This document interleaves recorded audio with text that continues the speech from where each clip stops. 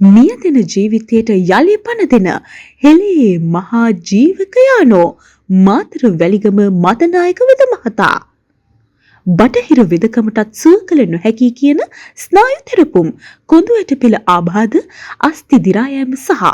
බරපතල කැඩුම් බිඳුම් රෝගී තත්ත්වයන් සඳහා දින 21කින් ස්ථීර සුවය වසර දහස් ගණනකට පෙර තුන්කල් දක්නා නුවණැති